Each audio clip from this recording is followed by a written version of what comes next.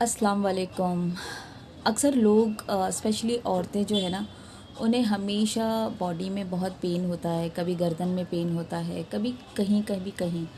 लेकिन आपको पता है ये जो दर्द है, ये दर्द कहीं बाहर से नहीं आया है। ये वो दर्द है जो कहीं आपने बहुत टाइम से अपनी लाइफ में जो है ना संजो के रखा है।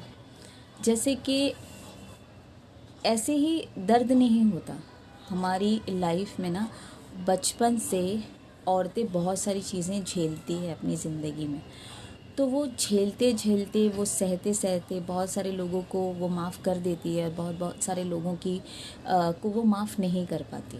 अगर आप भी ऐसी उलझन में और परेशानी में है तो आपको सबसे पहले फॉरगिवनेस करना होगा। अब ये रमज़ान का वक्त है, तो आप कोशिश कीजिए कि आप उन लोगों को फॉरगिव करें जिन्होंने आपके दिल को, दिमाग को, आपकी इज़्ज़त को ख्वार किया हो, जिन लोगों ने आपकी इज़्ज़त को तार तार किया हो, जिन्होंने आपके लिए बदतर से बदतरीन काम आपके लिए किए हो। आप उन सबको माफ़ करें।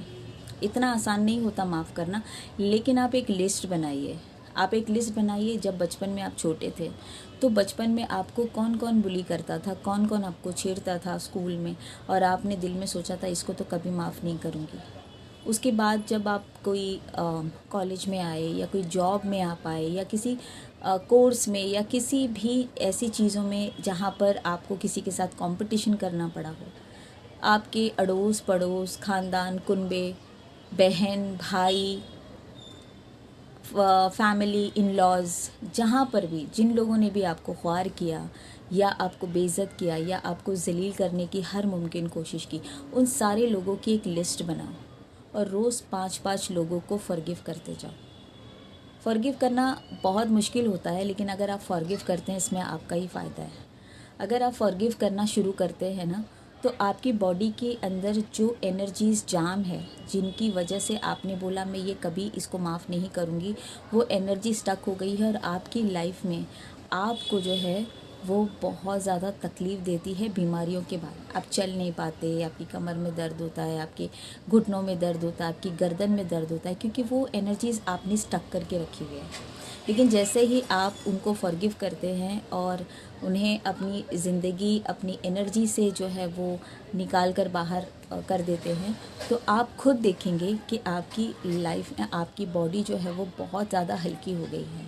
फॉरगिव करना उसके लिए ज़रूरी नहीं है कि आप उनको बोलो कि मैंने फॉरगिव कर दिया है, या फिर आप कोई तामझाम करो। सिर्फ अपने माइंड में ये बोलो कि या अल्लाह मैंने इस इंसान को माफ़ कर दिया है, या अल्लाह मैंने अपनी ज़िंदगी, अपनी दिमाग, अपनी रूह के साथ इसे डिस्कनेक्ट कर दिया है। और फिर आप उसके बारे में कभी मत सोचो। कभी कभी तो हम कितने लोगों के बारे में सोचते भी नहीं हैं, मगर हमने उसको कभी बोला रहता है कि हम तुम्हें कभी माफ़ नहीं करेंगे, और हम भूल जाते हैं, लेकिन वो चीज़ हमारी बॉडी में रहती है। तो याद रखिए कि किसी की नेगेटिविटी भी आप कैरी कर रहे हो अपने साथ में, फॉरगिव करते जाओ, क्योंकि ये चीज़ें यहाँ रहने वाली नहीं है। और अब तो आलम ऐसा हो गया है कि नफ्सा नफ्सी का आलम है।